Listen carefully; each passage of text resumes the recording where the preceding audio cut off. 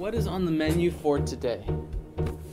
First off, I'm sorry I missed the question everything last week. We were so busy with Panic to Freedom. I know I've been saying that, and because quite literally we are. It's been like 12-hour days of working nonstop to get ready for the launch. Just so you know, if you're watching and getting ready, the launch is going to be on February 20th, and we have a very special exclusive offer happening just on that one day only. So just, pay attention, stay tuned to it if it's something that you're interested in, something that you're looking forward to. Beyond that, let's begin. Wake up everyone. How can you sleep at a time like this unless the dreamer is the real you?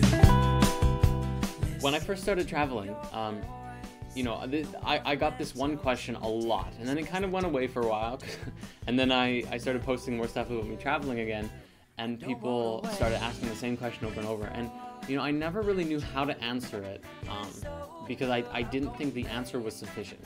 The answer wasn't, because I didn't even know, how things were happening, how things were progressing, and I think because deep down there was a question that was not being answered that was fundamental to understanding this question. Because when I first started traveling, I just said, I've sold everything I had, I got a plane ticket, I'm going down to California, and I'm gonna start traveling. I'm gonna start meeting up with cool people from the internet, cool people who watch Spirit Science, and I'm going to stay with them and learn about the universe, and I'm gonna travel, and I'm gonna make more videos, and I'm gonna have lots of fun.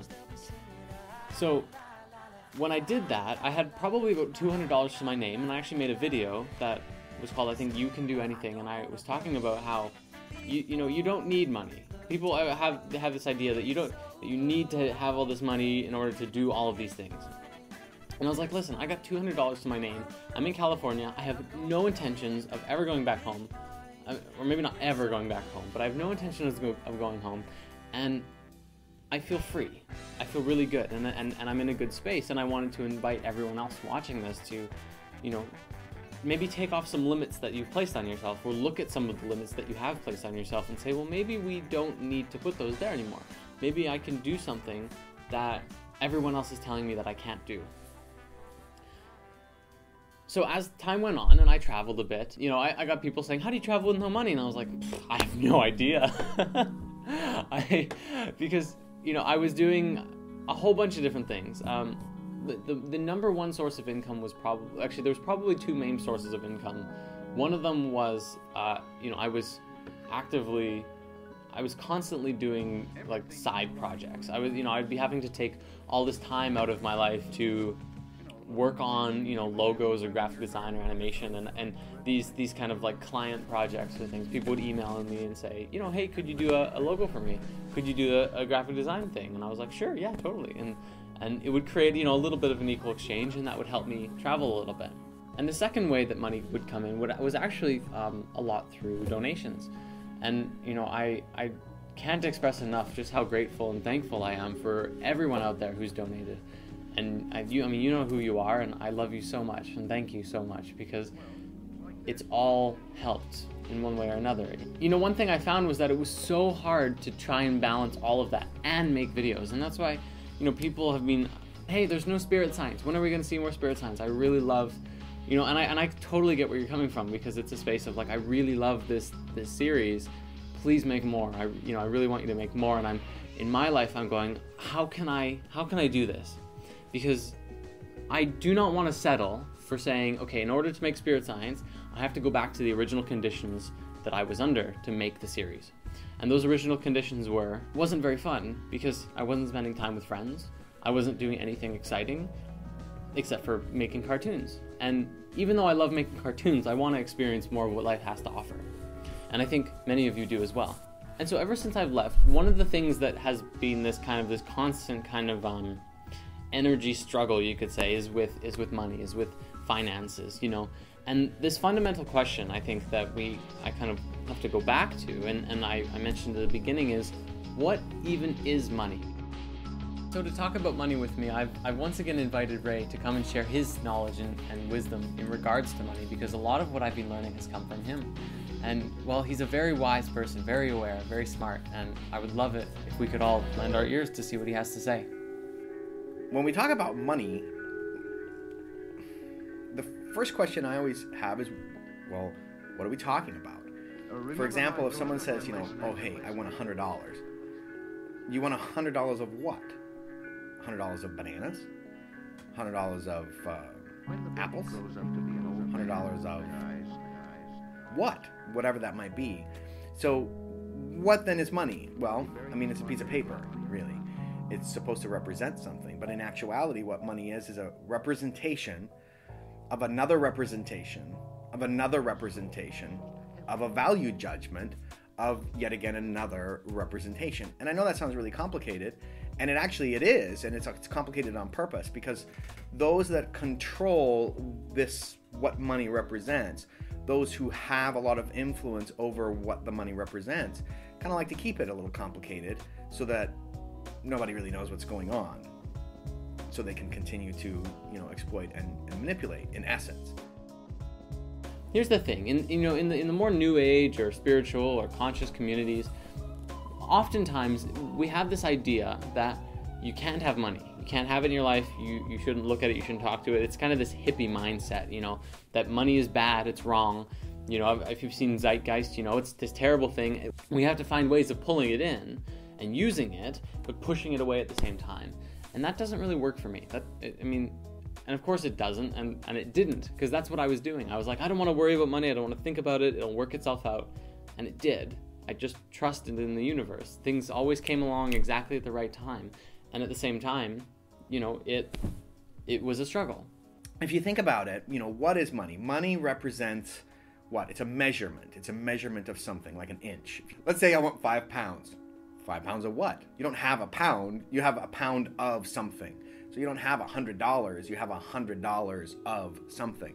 So what is that something? Well, money would ideally represent some sort of ability to accomplish something, or energy, or force, or something like that, right? So in this case, maybe we could kind of take a look and say, in our world, money might represent skill multiplied by time.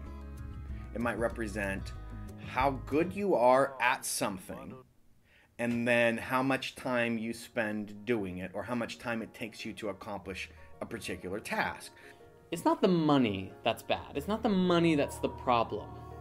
But it's what you do with it. It's the intention behind it. Because the money is just a representation of this energy, of your time, energy, of your expertise, of your resources that go into something, go into making something happen, go into doing something, and then usually you get a monetary return. You know, so you create an equal exchange. You put in your effort and energy into something, and you get money in return.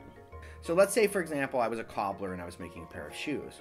Well, if I could make a pair of shoes and it took me 3 weeks to make a pair of shoes, then someone would say, okay, well, I'm going to compensate you. I'm going to pay you according to your skill level and, you know, maybe how fast I could get those shoes.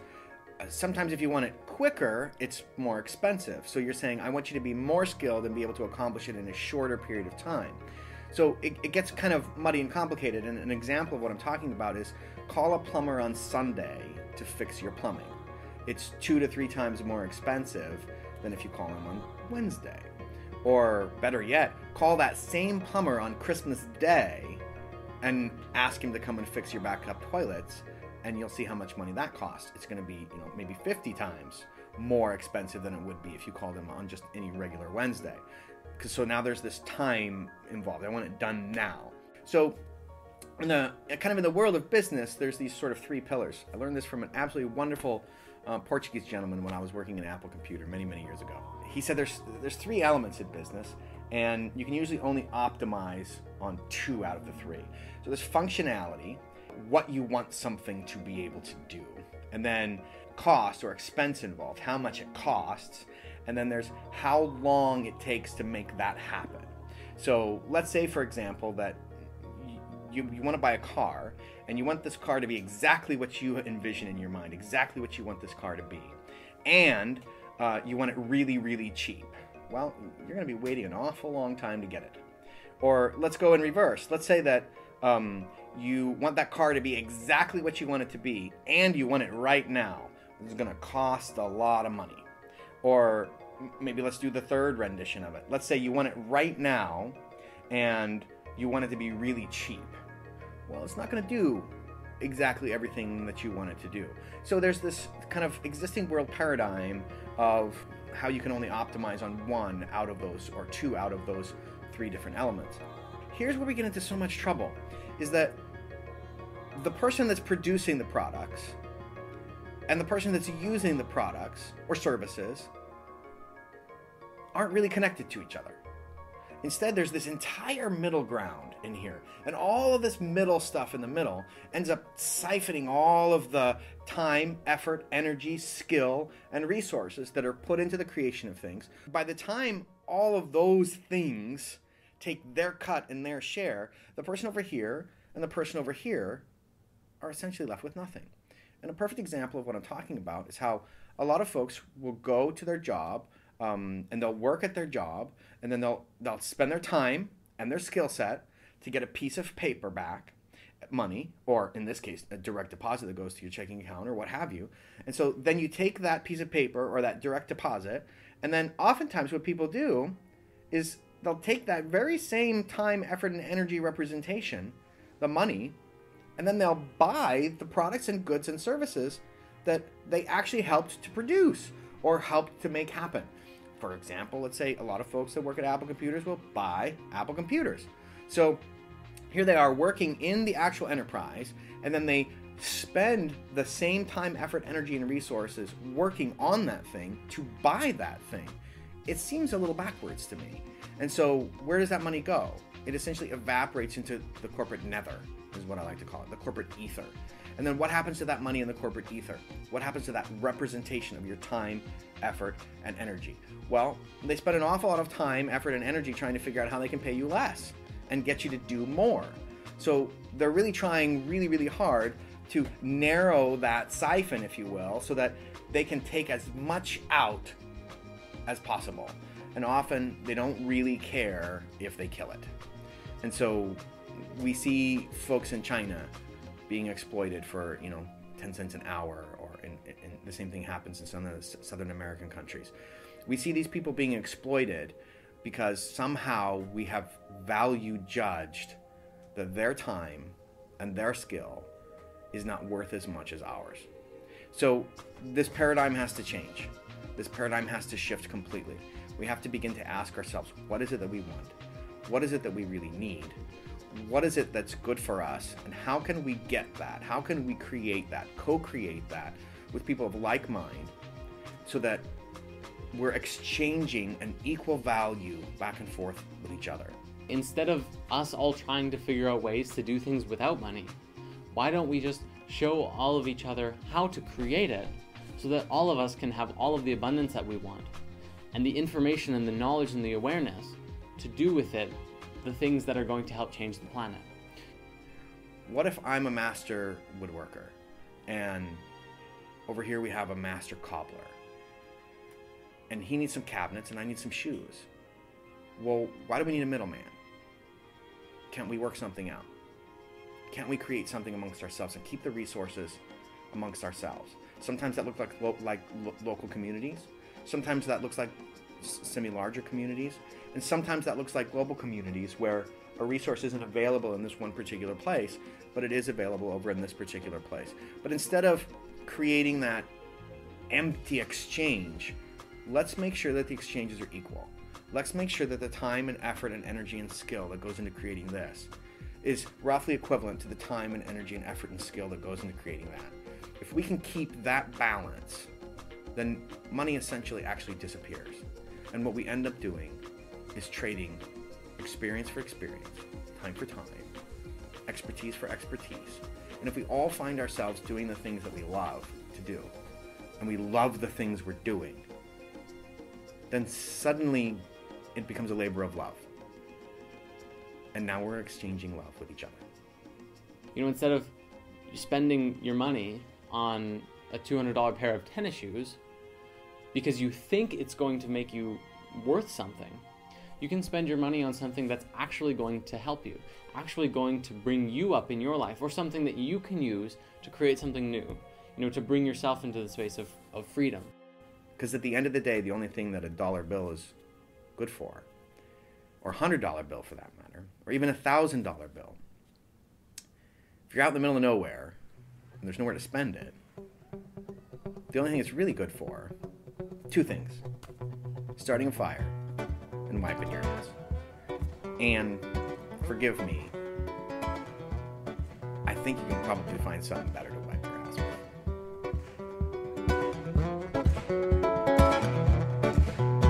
You fucking did it. You really did it, yeah. You fucking did it. You fucking did it. You fucking did it. You really did it, yeah. You fucking did it. You fucking did it. All those who hanging around the water cooler will never believe how you tackled 1,000 puzzle pieces, and you can see it before we completed it, before we made it whole. How you put it all together with a blindfold. You like a long game, chuckling who keeps the game going, but your claim to fame is how you like to lay low under the limelight, which can hurt your eyes. If you're not careful, you'll become another devil in disguise. But you watch your back, you watch your back. You're growing eyes in the back of your head. You're preventing another sneak attack, sneak attack. You must be keeping secret weapons in your fanny pack. You're like my laughing gas, you got the cat to dance. You're like Lance on the mountain in the Tour de France. You got a wingspan spanning the globe. You got gold and you're teaching us all to let go. You're a wise old owl when you're the cat's meow. If this were 12th grade, you would be my cap and gown. If this were India, then you would be a sacred cow, and I'd bow down to you. So grateful to the gods for making you. You fucking did it. You really did it, yeah. You fucking did it. You fucking did it. La la la la la. You really did it, yeah. You fucking did it. Ba da da da da. You'll be standing up for the equal rights of the American people, and you'll be meeting all the influential seekers with a similar dream. You got a front seat saved that's emblazed with your name and a superhero cape on.